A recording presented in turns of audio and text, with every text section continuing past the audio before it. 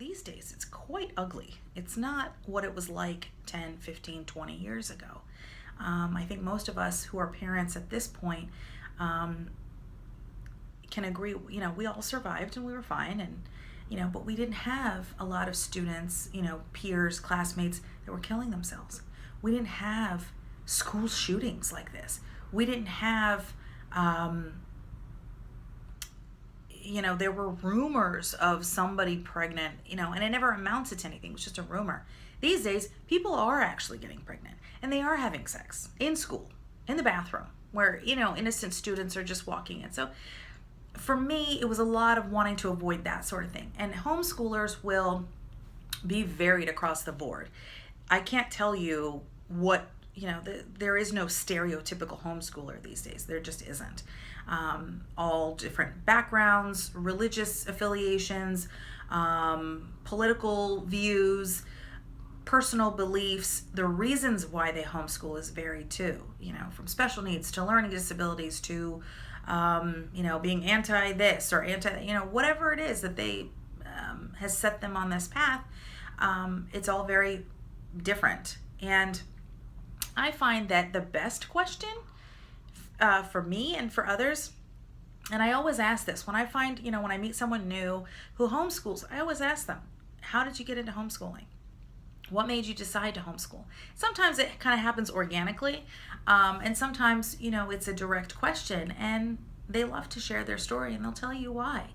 And they love to show and share why they decided on this path. It's not an easy path.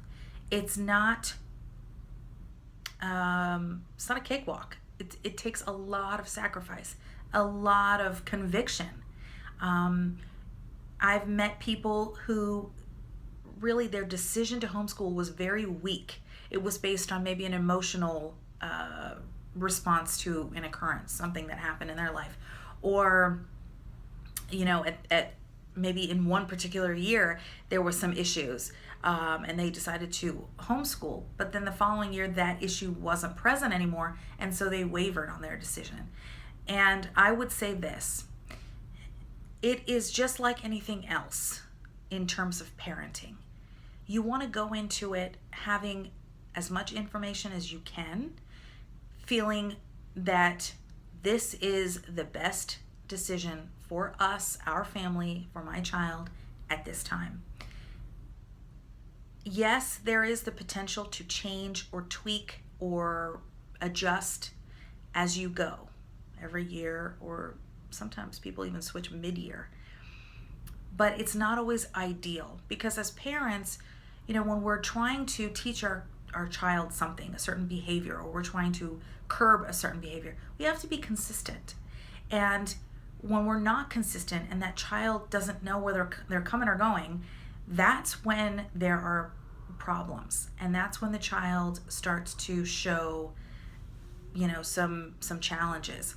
And so it's the same thing with education. I've heard parents say, well, we're really struggling, or, my son's having a hard time, whatever. And they'll say, well, we flip-flopped. Well, duh. I mean, maybe it's your flip-flopping. So yes, some people do make the decision to go back and forth. However, I would say, think about it very carefully. What you're doing to the kids. Yes, everyone says kids are resilient. They're really not. They're not resilient. Imagine someone who is an adult switching jobs multiple times in a year, or even 2 times in a year. That can be very hard on that person. And, the training has to begin each time there is the transition. And the schedule is different, and the environment and the people that they work with, their bosses or whatever, it's all different. So imagine as an adult how stressful that can be, and then imagine a child going through that.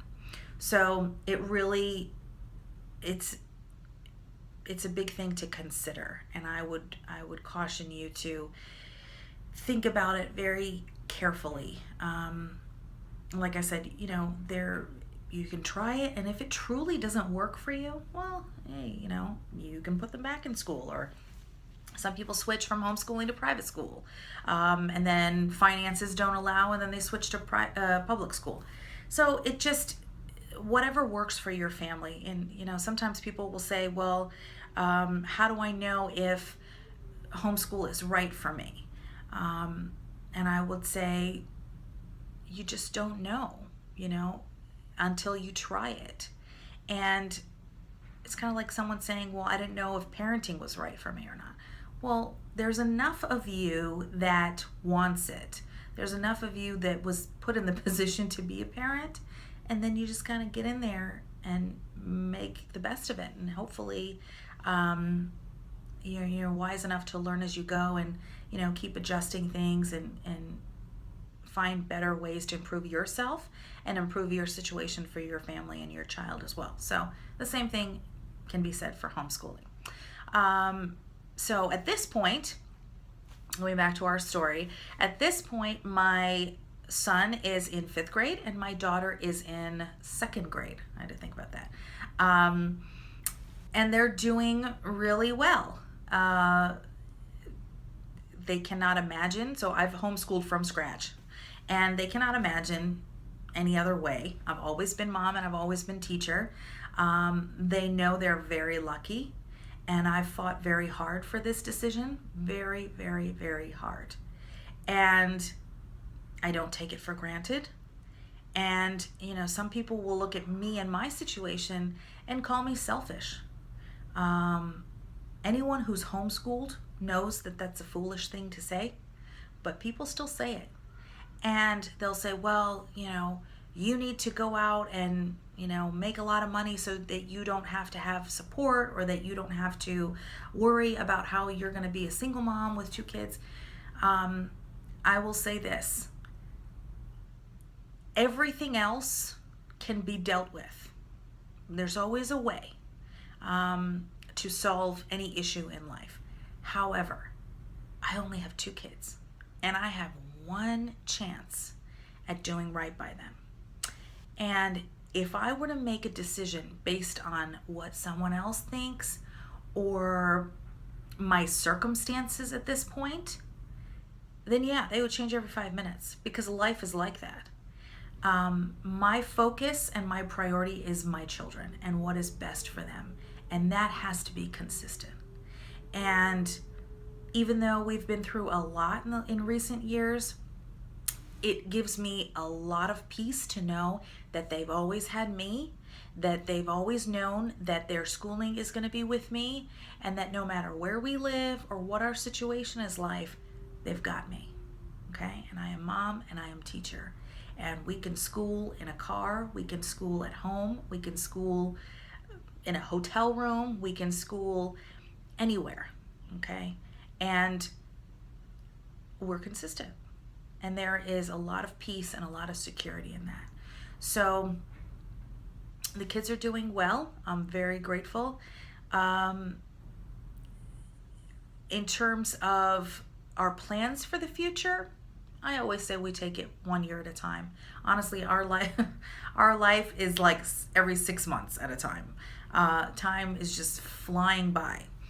But I don't think too far in advance. I really, life just has a way of, if you plan it, life has a way of really throwing you a curveball. So I try not to think that far in advance. But as long as it works for us, that's what's important. And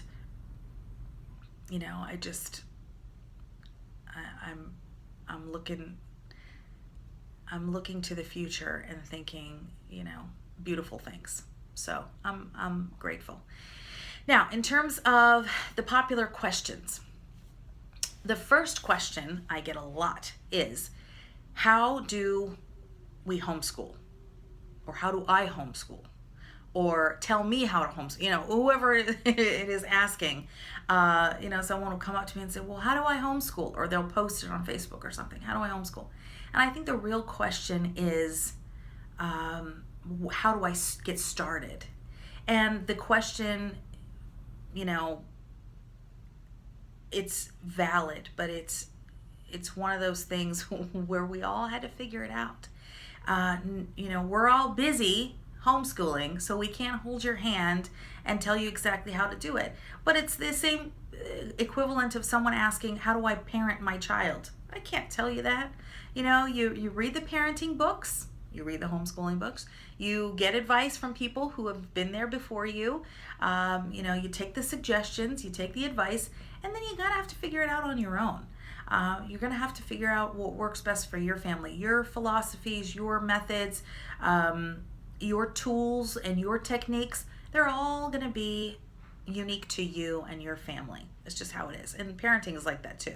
What was on my baby registry is not what's going to be on your baby registry. And even the stuff that was on my registry, I can tell you most definitely, I had no idea what I would really need and what would come handy. And homeschooling is the same way. I think many of us, when we get started, we end up, buying more that we needed and looking into curriculum that we didn't necessarily use, and the good thing is homeschoolers like to share the wealth, if you will, and pass things on that we didn't get to. So there's a positive of that. But I would say the same thing for anyone. Do your research. If you don't know how to Google, you better learn, because you will Google a lot. And you will have to teach your children how to seek out information as well.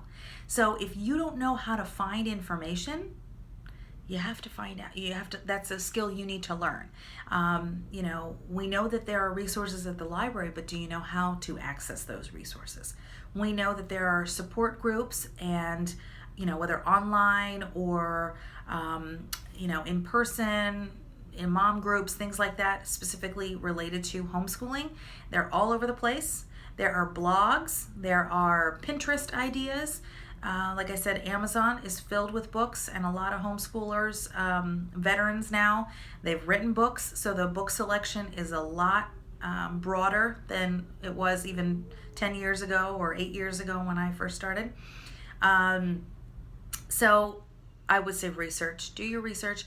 And the biggest thing is, many people will research homeschooling on a broad level, but they won't look up their state rules and requirements, their laws. You have to do that. Every state has a homeschooling organization. Some of them have multiple. Like I know there are at least 2 in Virginia that I recommend frequently. And all the testing information, what the state requires, all of the the age requirements and high school requirement, just any question that you would have, it's on those websites, and the organizations will have access to those types of things.